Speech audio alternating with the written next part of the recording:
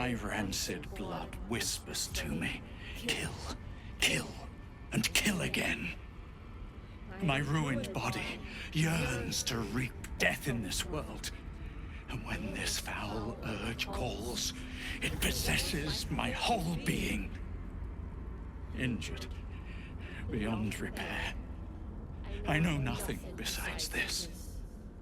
I must resist the dark urge, lest it consume my mind.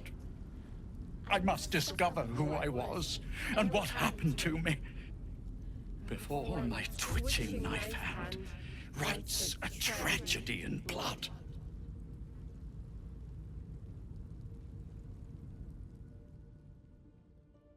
Who is the Dark Urge? The Dark Urge is the enigmatic amnesiac who finds themselves waking up on a Mind Flayer ship with a tadpole in their head. They're the one with the dark and mysterious past, and the one that tries their best to control their dark urges, or fully gives in to them. But there is so much more to them than meets the eye, as is the case with many characters in Baldur's Gate 3. So come on and join me on my character deep dives on our favorite origin characters, our companions, potential friends, enemies and lovers, as we take a look at their past, personality, romance and their possible futures. And let's find out who they really are.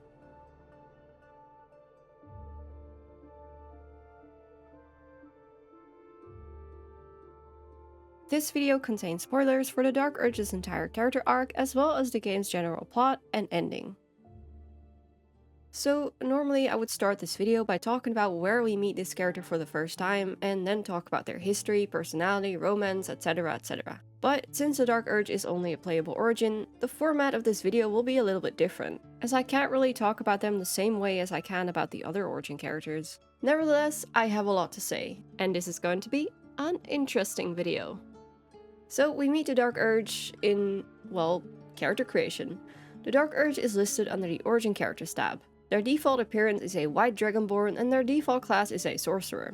Though, unlike the other Origin characters, the Dark Urge's class and appearance is completely customizable, and you can also give them a name if you want to. They are also the only Origin character that is not recruitable as a companion if you play as any of the other Origin characters or a custom character.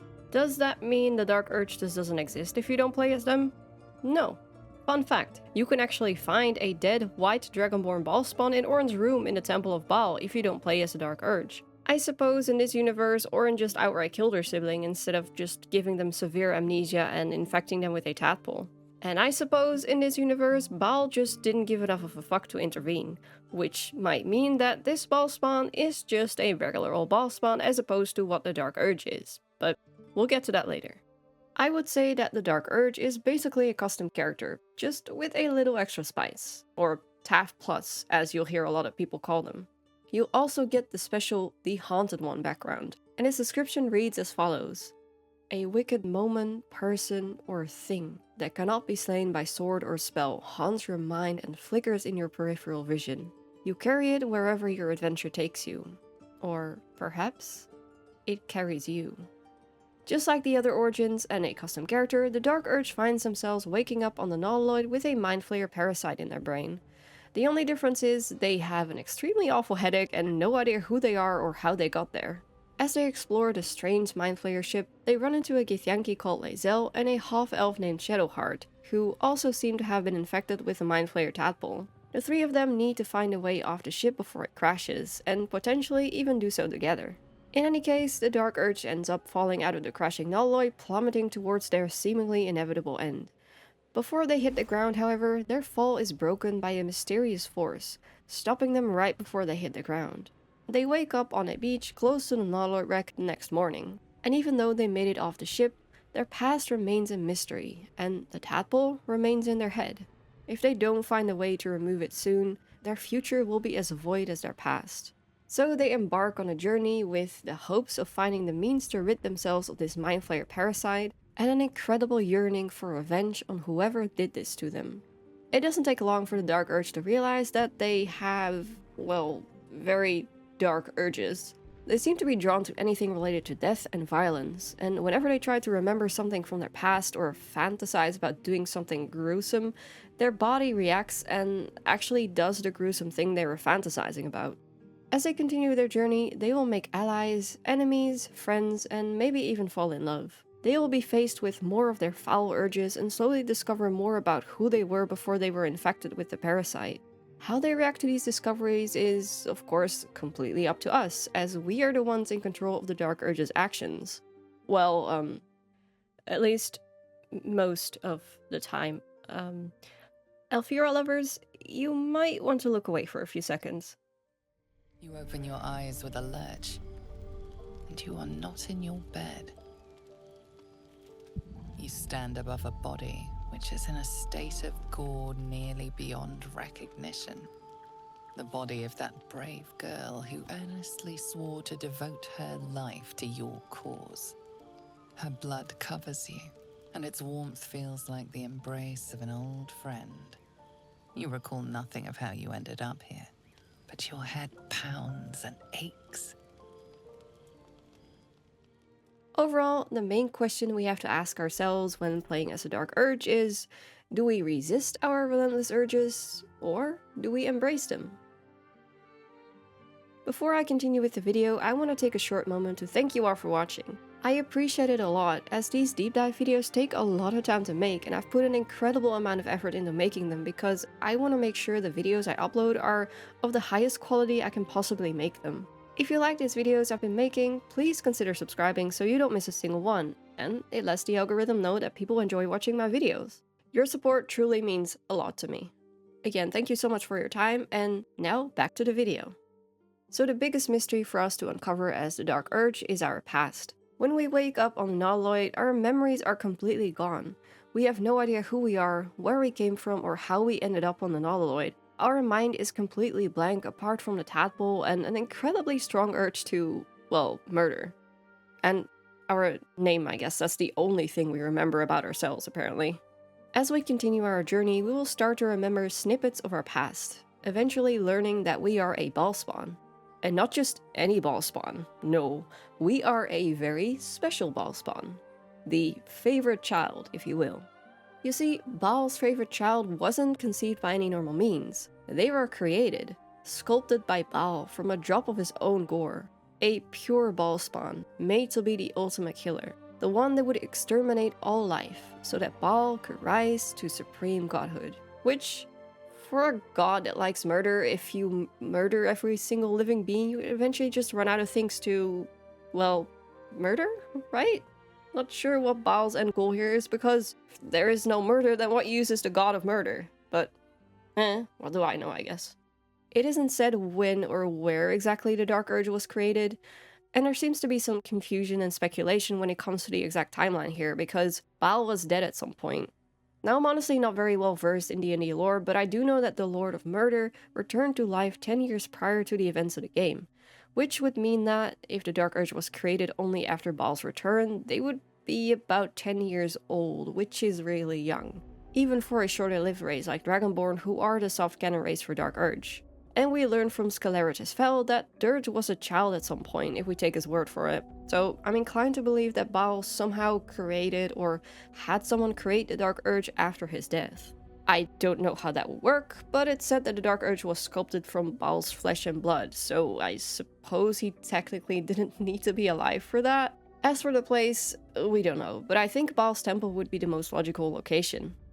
Baal's favorite child didn't grow up in his temple, however. According to Scalaritus, they were on their own for quite a while before they found their way back to the temple. Though, that is not entirely true. When the Dark Urge was still a child, they were taken in by a family living in the poor parts of the city.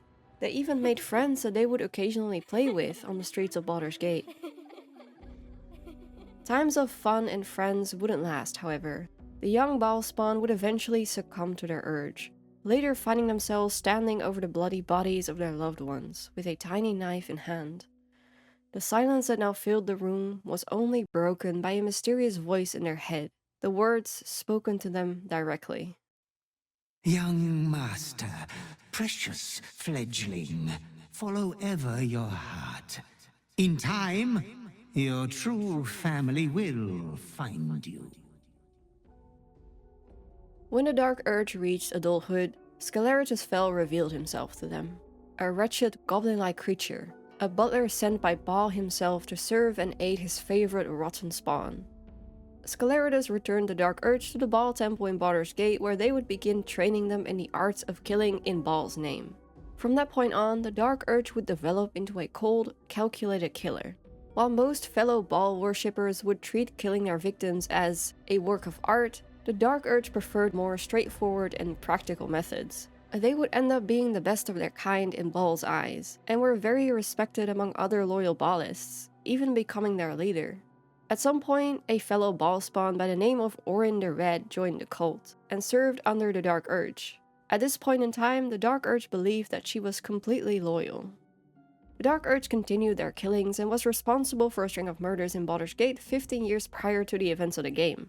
To the rest of Baldur's Gate, these murders were a complete mystery, and the investigation led by Investigator Taff took only approximately 2 weeks before the Dark Urge and their loyal butler managed to lead them into a trap, where they would put an end to poor Investigator Tav, their investigation dying along with them. For those of you that follow Baldur's Gate 3 closely throughout its development like me, yes, I am of course talking about the Blood in Baldur's Gate event that introduced the Dark Urge, which I can't help but wonder, was Tav always gonna die, or was there some sort of good ending where Tav survived somehow, but we just massively fucked up as a community? I'm actually really curious about this, but guess I'll save that for another video. So, as the leader of the cult of Baal, and being Baal's favorite child, the Urge pledged to end all life in existence in the name of their father. But ridding the world of all life forms is a pretty daunting task for one little Baal spawn, so they needed some help. That help conveniently showed up in the form of Enver Gortash, a man with a brilliant mind and a substantial amount of influence within the city. The two formed an alliance, and in dreams they were visited by Bane and Baal, who named them their chosen, and ordered them to seek out Ketheric Thorm, the chosen of Merkul, and form an alliance with him. The Dark Urge and Gortash proceeded to set their plan in motion by visiting Ketheric in Moonrise Towers, where they discovered an entire Mind Flayer colony, including an Elder Brain. This is where they conducted a plan to steal the crown of Karsus from Mephistopheles' vault, use the crown to dominate the Elder Brain, and create an army of soulless Mind Flayers that they would control. The Mind Flayer army would play a key role in the Dark Urge's plan to wipe out all life in the entire world. Despite forming some sort of relationship with Gortash, one of mutual admiration and respect, and potentially even romantic, the Dark Urge was fully intent on betraying both Gortash and Ketheric after their plan had succeeded, killing them first and then themselves. The Dark Urge was worshipped as a god during their time at Moonrise Towers. However, at some point, they were betrayed by their fellow Baal spawn Orin, who had grown jealous of the favoritism their pure-blooded sibling would get from their father. During a visit to the Mind Flayer colony beneath Moonrise, Orin attacked Dirge and pierced their skull with a dagger. She infected them with a tadpole, making them the first true soul. They were later found by a woman named Cressa Bonedaughter, who was curious about their resistance to the Elder Brain's influence. Cressa kept the Dark Urge from dying, and put the now amnesiac Baal spawn in a Mind Flayer pod and began studying and experimenting on them.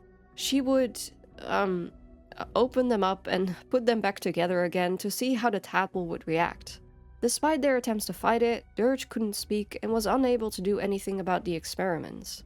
Their attempts to break out of the pod were also in vain, and they would end up hurting themselves even more in the process. Eventually, the Dark Urge would be shipped off to the Nalloyd ship, where they would later wake up with no memories of what happened or who they were. Whoever the Dark Urge becomes from that moment on is almost completely in our hands. We can make them a better person or have them return to their vicious, cold-hearted self. It's no secret that the Dark Urge was a really messed up person before the tadpole. They did absolutely disgusting things. The game hints, and sometimes even outright states, that they tortured people, occasionally ate humanoid flesh, and had specific relations with the unliving. Yeah. I'm just gonna go ahead and pretend I do not see it. Think the gods headcanon exists. And you know, my canon Urge resisted and expressed their dismay when first meeting the butler, so he didn't even mention this part to me. Therefore, it didn't happen. No, it did not happen. That's how it works. Yes, that's how it works. But there are also hints that the Dark Urge would sometimes try to fight their vile urges, as is hinted at by Scleritus Fell, who mentions he always needed to keep Dirge in line.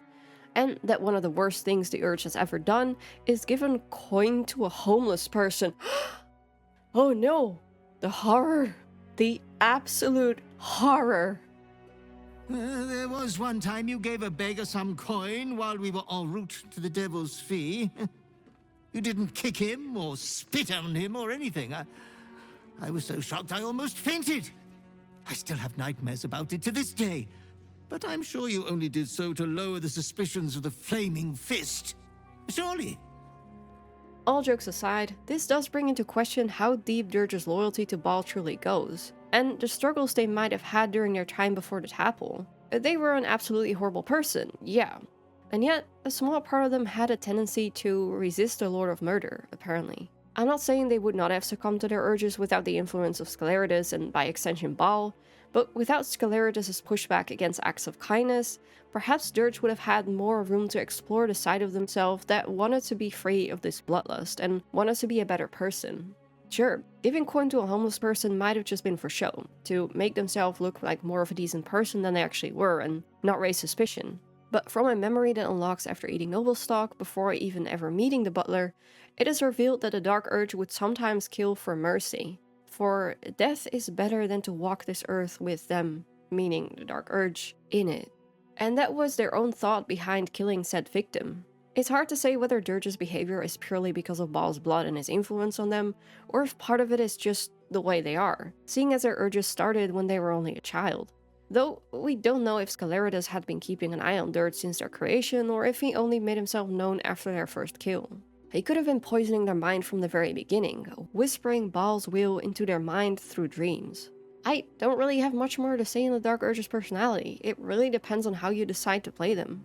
If you decide to go for a full chaotic evil playthrough, yeah, you could say that the violence and bloodshed is just part of who they are, and that they would have done all these things regardless of Bal's influence. They're just an evil bastard, and Bal just happened to be their father.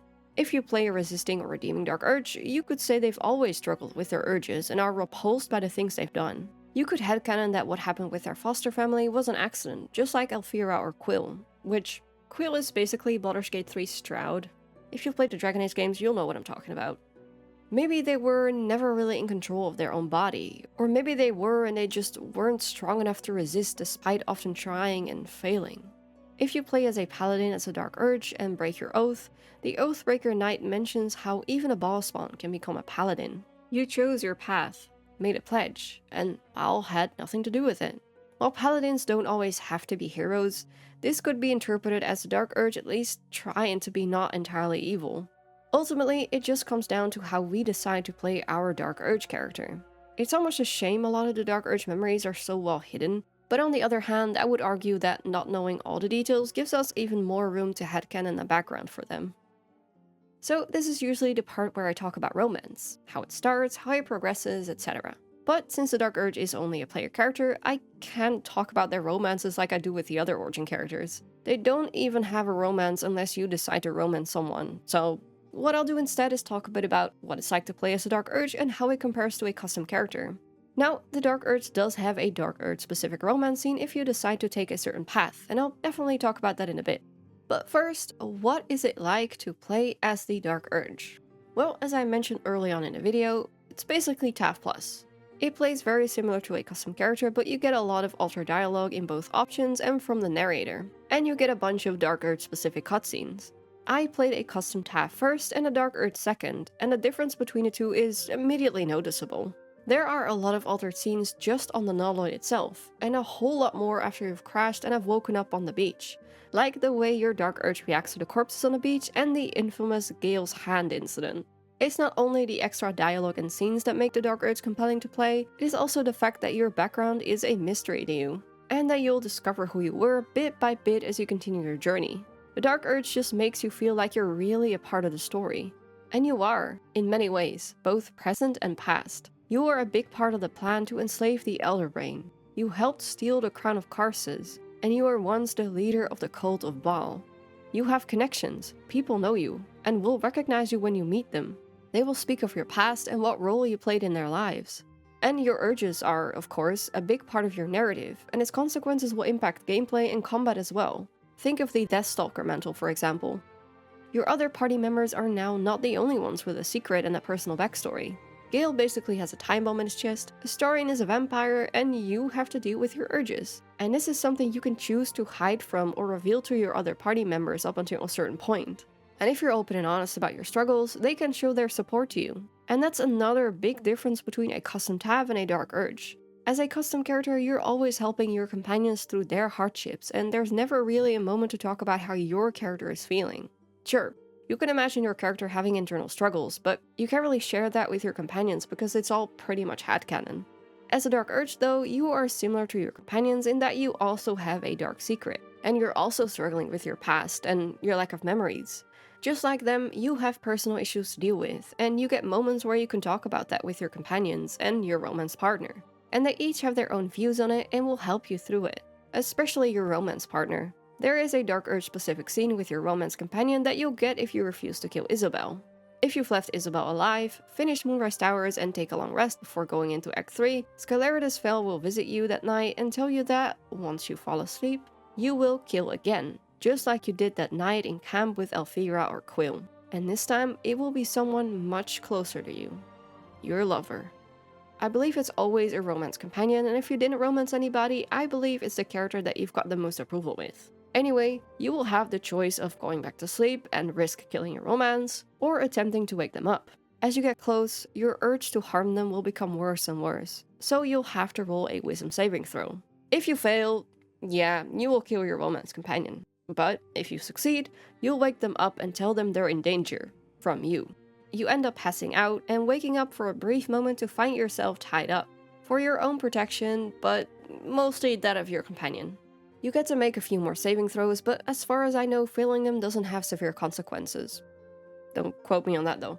After that, you pass out again and wake up the next morning where you and your romance will have a serious talk about your struggles with the dark urges. They are very understanding and supportive, and promise that they will help you get through this. I just think it's really sweet and a good balance for the relationship. As a custom character, you're often the support pillar for your romance companions. You help them get through their shit and overcome their struggles. As the dark urge, they will be able to do the same thing for you. Instead of you just being a huge support for them, you're both imperfect people with flaws, and you're both supporting each other equally.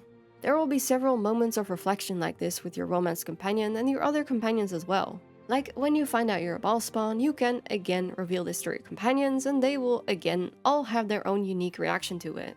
Now that I've played the Dark Urge, it is definitely my preferred way of playing, and I think it'll be my canon going forward. A resisting one, at least. It just added so much to my playthrough, and even though I was basically playing the same character as the first time, making very similar choices, the Dark Urge's mysterious backstory added enough to keep my playthrough interesting. I definitely think the Dark Urge was a good addition to the roster of origin characters, though I do think it's good that they kept it as a separate option rather than making it a default for a custom player character, as I strongly believe it's always good to have options in video games. And I am glad I played a custom character first and got to experience the game without the extra context of the Dark Urge. I had a lot of fun on my first playthrough, but large games like these, while I absolutely love them, can be a little overwhelming sometimes. Despite me thinking I was very thorough in exploring, I still ended up missing a lot. And certain subtle bits of lore and information went completely over my head. If I had started out playing as Dark Urge, maybe it would have been a bit much. I'm glad I got a pretty good understanding of the overall story before playing as Dirge. I also think that if I had played as a Dark Urge first and a custom character second, the custom character would have felt a bit lacking in terms of feeling involved in the main story. I do wish there were more Urge-specific roles though, like instead of there being just dialogue options that I can choose to not pick because I know something bad will likely happen, maybe some Dirge-specific dialogue options that would involve a saving throw. And the more I've been resisting, the lower the DC, or if I've been embracing the urges, the saving throws would be harder. It would create more situations like the Dirge-specific romance scene where Scalarius forces you to kill your romance companion, and would make it feel a little more like you're actually trying to resist something. I understand that that might not be everyone's cup of tea, but I think the saving throws for Dirge are a cool mechanic, and I think it would have been cool if they were used a little bit more. Alright, so now that we've got a good understanding of the Dark Urge's past and present, we need to talk about their future. So, again, similar to other origin characters and a custom character as well, there are two main paths that the Dark Urge can take. Embrace or resist. Because this is a player character, there are quite a lot of different situations in which your Dark Urge can end up, so I'm going to try to keep this short and sweet and as comprehensible as I can. So embracing your bloodthirsty nature will mean giving in to your sinister urges, and oftentimes you'll end up becoming Baal's chosen. A fully embracing dark urge will be loyal to their father. They will slay Orin, accept Baal's gift, and dominate the Elder Brain and bring absolute chaos and destruction to the city of Baldur's Gate, just like their father wishes. An embracing dark urge can also choose to defy their father's wishes and have the brain destroy itself, saving Baldur's Gate, and in doing so, angering their father. They will lose Baal's favor, but will forever be cursed with the vile blood that runs through their veins, forever a subject to their dark urges. In this case, there are several things the dark urge can do. They can acknowledge their fate and accept the punishment that awaits them.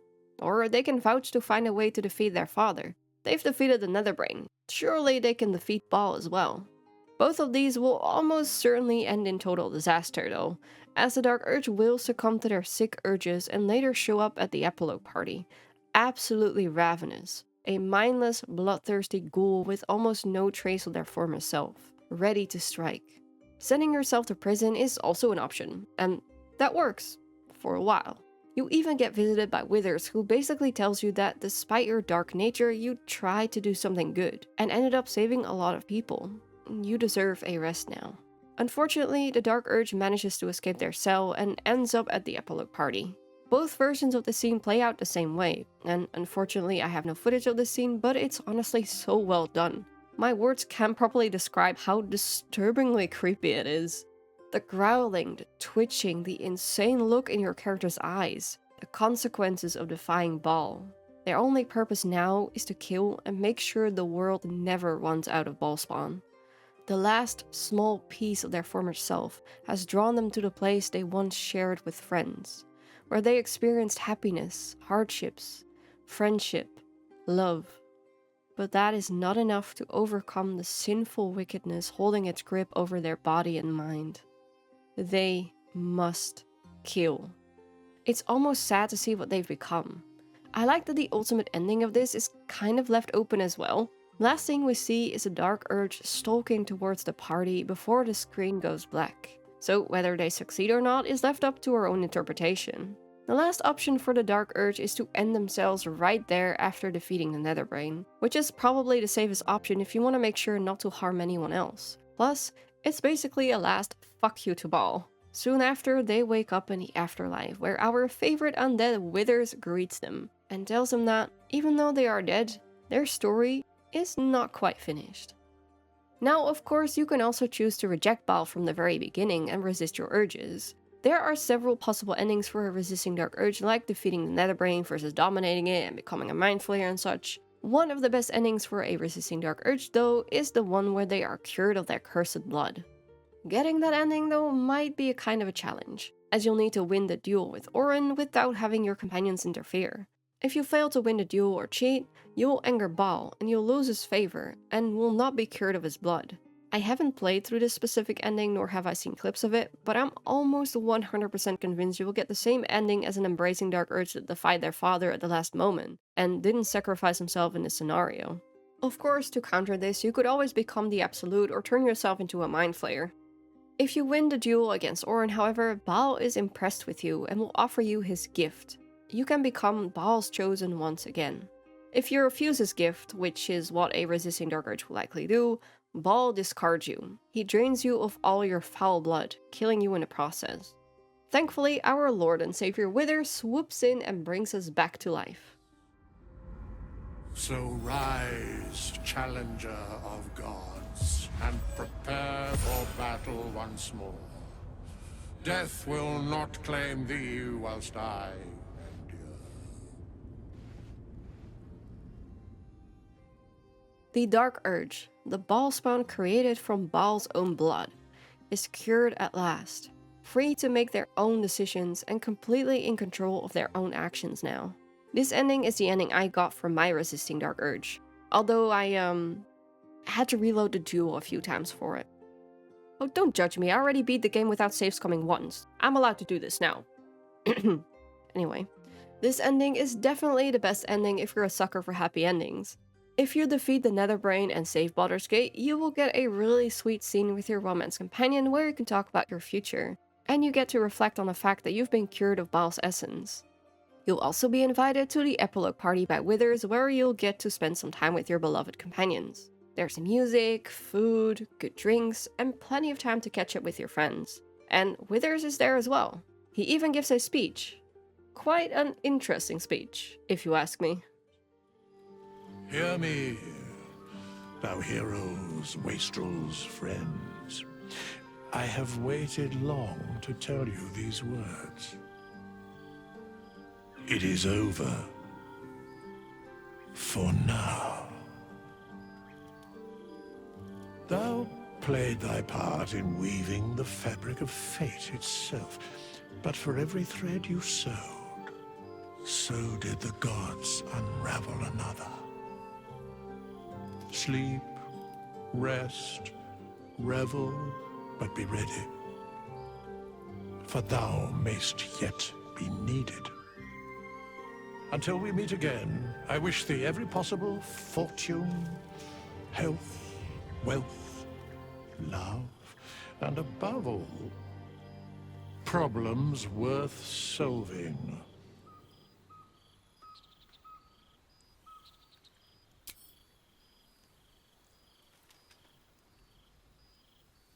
To you.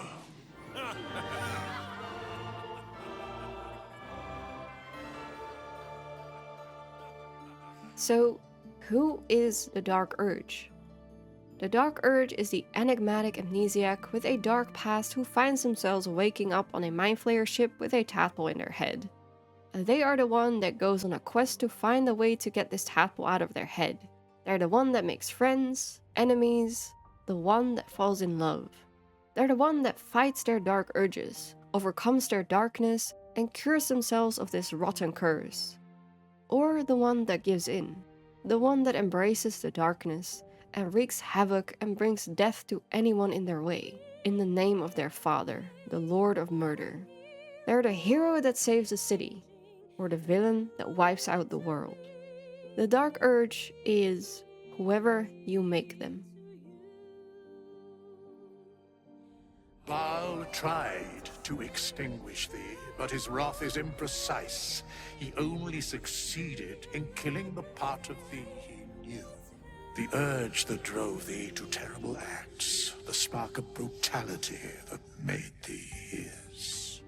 But there is a new part of you that hath grown during thy travels.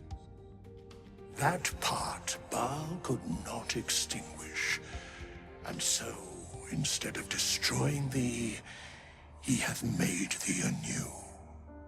The heart of a savior hath overshadowed the mind of a murderer. Thou hast vanquished thine urge.